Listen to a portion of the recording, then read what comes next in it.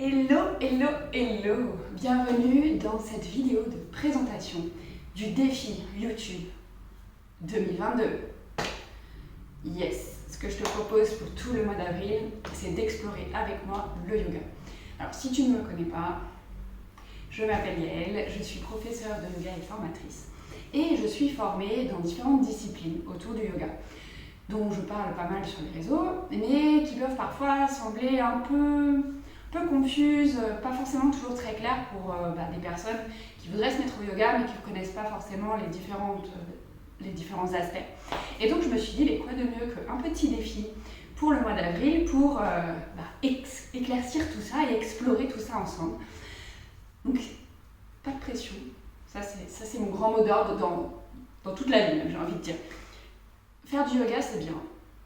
Faire du yoga, oui, c'est bon pour la santé, c'est bon pour le moral, c'est bon pour la santé mentale, tout ça. Mais si ça devient une charge mentale supplémentaire à ajouter dans la journée pour se faire du bien, en fait, ça ne fonctionne pas. C'est complètement contre-productif. Donc l'idée avec ce défi, en plus de te faire explorer les différentes disciplines dans lesquelles je suis formée, ça va être aussi de te montrer que juste avec 5 minutes, un quart d'heure de yoga par jour, en fonction de comment tu te sens physiquement, mentalement, tu peux choisir une pratique différente qui va te calmer ou alors au contraire qui va te permettre de te défouler, enfin voilà. Et qu'en fait il n'y a pas besoin de pratiquer 1 heure chaque jour pour que ce soit bénéfique. Juste 5 minutes, juste un quart d'heure selon les types de pratiques, ça suffit largement. Et du coup, pour ça, pas besoin d'avoir non plus un matériel incroyable. Alors effectivement, comme toute pratique, soit si tu décides de te mettre à l'aquarelle, à la flûte traversière ou je sais pas quoi, enfin encore la flûte traversière c'est très cher, mais il y a toujours un minimum de matériel requis, ça c'est évident. Donc pour le yoga ce sera le tapis de yoga et une tenue confortable, sachant que tenue confortable n'est pas égale à leggings et débardeurs. Si ce ne sont pas des vêtements dans lesquels tu te sens bien, c'est pas la peine. Si tu préfères être en jogging, si tu préfères avoir un pantalon fluide ou un short ou un t-shirt large, n'importe quoi. Juste prends des vêtements dans lesquels tu peux être confortable et possiblement transpirer, puisqu'il y a certaines pratiques qui seront un peu plus dynamiques que d'autres. Après, on ne transpire pas tous de la même façon, donc je ne peux pas te garantir que tu vas transpirer ou pas. Mais voilà, dans lesquels tu te sens bien pour bouger, tout simplement. Ça va être vraiment la base de la base. Ensuite, les choses qui seront utiles, mais que tu peux facilement remplacer avec des choses que tu as à disposition chez toi, ça va être dans un premier temps des blocs. Donc les briques, pardon, on appelle ça briques en français. Les briques, tu peux facilement les remplacer par des gros livres, genre dictionnaire. Après, il faut qu'ils aient la même taille si on en a besoin de 2, mais si on a besoin de plein, un gros dictionnaire, ça suffit. Ça permet d'adapter les postures aux besoins et parfois d'être utilisé pour différentes choses, mais voilà. Ça, c'est les remplacer par des gros livres. Ça, c'est la première chose. Et après, évidemment, si tu vois que la discipline te plaît, t'investiras. Mais pour l'instant, peut-être pas besoin de 36 trucs. Ensuite, au niveau des couvertures, pour certaines pratiques, il va être nécessaire ou de se couvrir parce qu'on ne veut pas avoir froid, ou de se caler. Les couvertures, c'est super pour ça. Moi, tu peux le voir, elles sont, alors j'allais dire très jolies, non parce que c'est subjectif, moi je les trouve très jolies, mais peut-être que toi tu les trouves pas jolies. Mais en tous les cas, elles sont un peu genre fancy, et parce que ce sont des couvertures que j'ai achetées exprès pour le yoga auprès d'une marque de yoga. Mais parce que c'est mon métier et accessoirement même à l'époque c'était pas mon métier, ça me faisait plaisir. Si tu as un plaid, si tu as des couvertures sur ton lit, n'importe quoi, ça peut tout à fait faire l'affaire. Il n'y a pas besoin d'acheter des couvertures spéciales, encore une fois. Après, si ça te fait plaisir, que tu en as les moyens, pas de souci. Mais ça se remplace très bien par le plaid, des châles, enfin tout ce qui peut servir de couverture à te couvrir ou à être roulé pour pouvoir être utilisé sur le cou ou sur soi. Enfin bref, ça se remplace. Ensuite, le bolster. Pareil, le bolster, moi je l'ai acheté parce qu'il fallait que je fasse ma formation de yin yoga, j'avais besoin de ce bolster, j'ai investi. Si tu n'es pas sûr que tout ça te plaise, les coussins du canapé, les oreillers de ton lit, tout ça tu peux les utiliser et ça fonctionne très bien. D'ailleurs, tu verras que pour certaines pratiques, là j'ai pas sorti les coussins du canapé, mais je les utilise en plus du bolster parce que j'ai pas racheté un autre bolster. Parce que la place est limitée chez moi et que je vais pas ouvrir un studio de yoga dans mon appartement. Donc, je prends ce que j'ai sous la main et ça marche très très bien.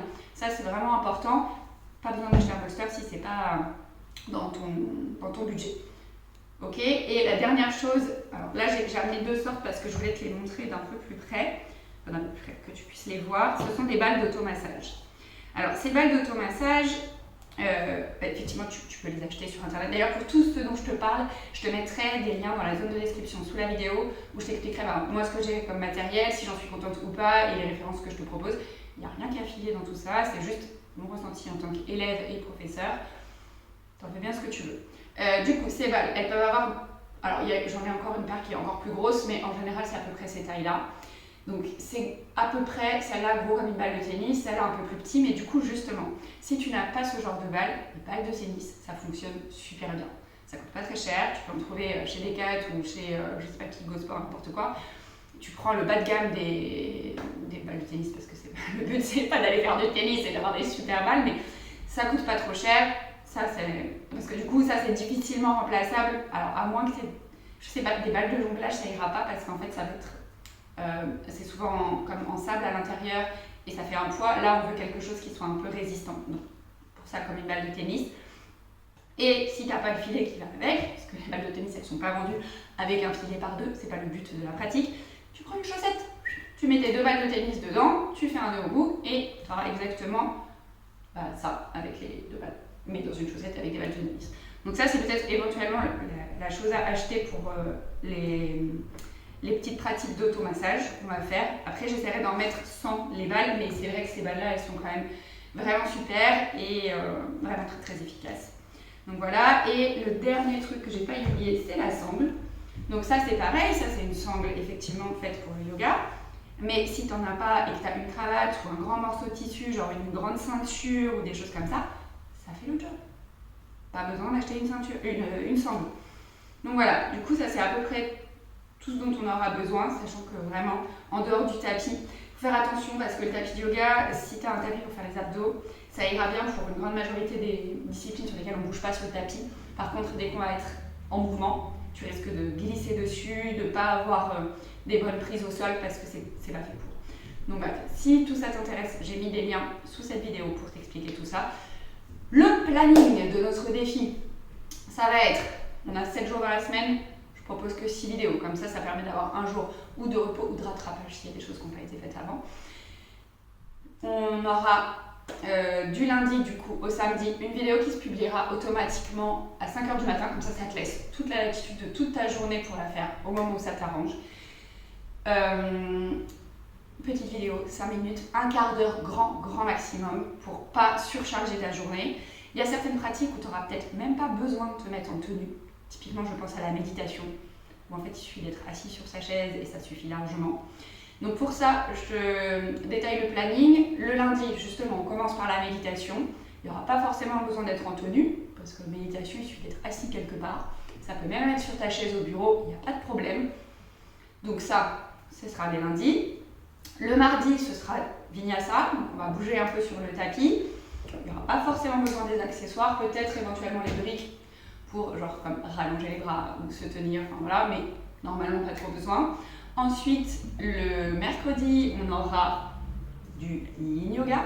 Donc là, un peu plus besoin d'accessoires et besoin de se couvrir, peut-être mettre des chaussettes, d'avoir des choses sur le dos pour pas avoir froid. Parce que le mois d'avril, même si les beaux jours reviennent, il fait pas forcément très chaud et du coup, c'est une discipline du coup on bouge assez peu, on ne peut pas avoir froid. Donc ce sera ça.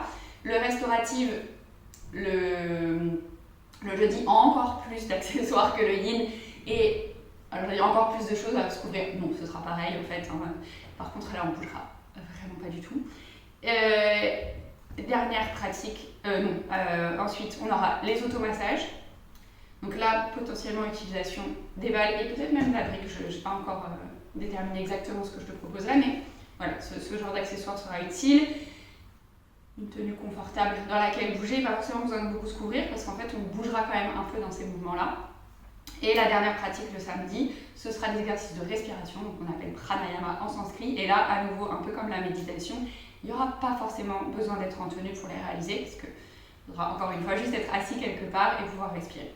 Voilà, tout simplement. Donc j'espère que ce défi te plaira.